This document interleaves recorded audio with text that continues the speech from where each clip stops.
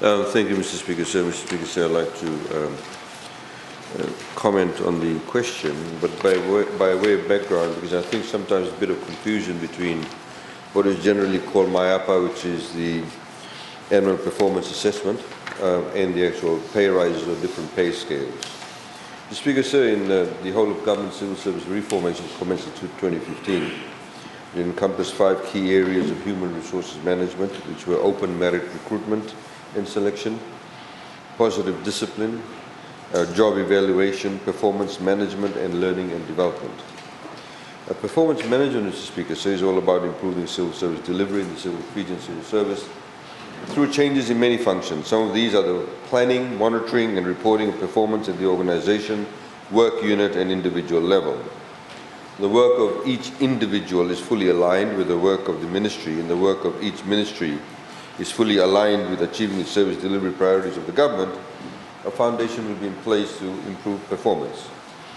The performance management framework, Mr. Speaker, so which included the MIAPA, was approved by the Public Civil Service Commission for implementation across the civil service in November 2017. Individual ministries are responsible for the performance assessment of each employee and the subsequent moderation of these results. Mr. Speaker, sir, to put into context, the Ministry of Education is the largest ministry as far as the employees are concerned. In 2017-2018, there were 14,244 civil servants in that ministry. Currently, there's 14,027, out of which 13,449 are teachers and 578 are non-teaching staff. So it's the largest ministry from that perspective. And MIAPA is about each individual civil servant. So you can imagine the huge exercise that it has to go through. Mr. Speaker, sir, moderation, of course, is a critical component of the performance management system, since it ensures that employees are rewarded for measurable contributions to the achievements of the ministry, not just based on the perception of the supervisor.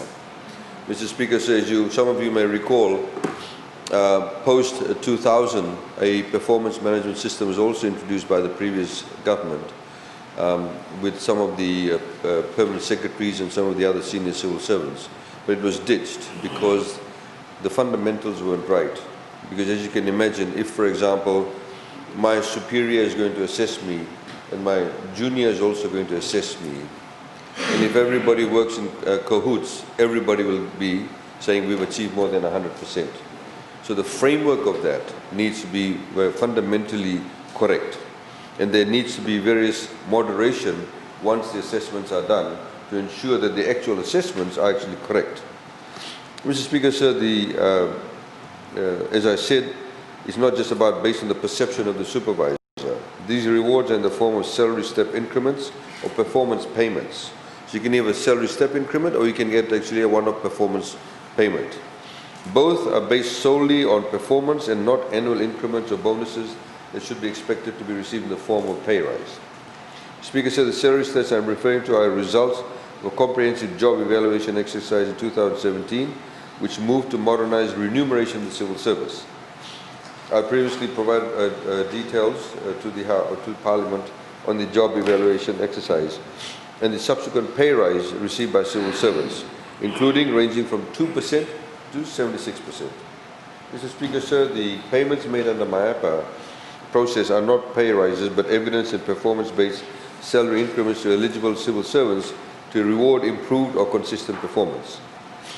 In the first year of implementation of the performance management system, the MIAPA process across the civil service was due to be finalized in April 2018, with moderation to occur in May 2018.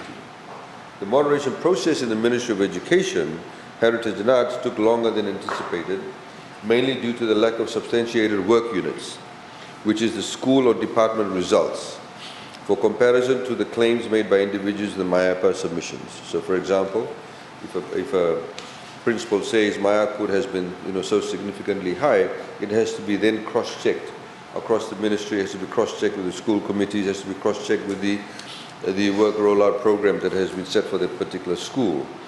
And there are, of course, various ways of measuring the performance of the, say, head of that school or the particular teacher or the head of the particular department.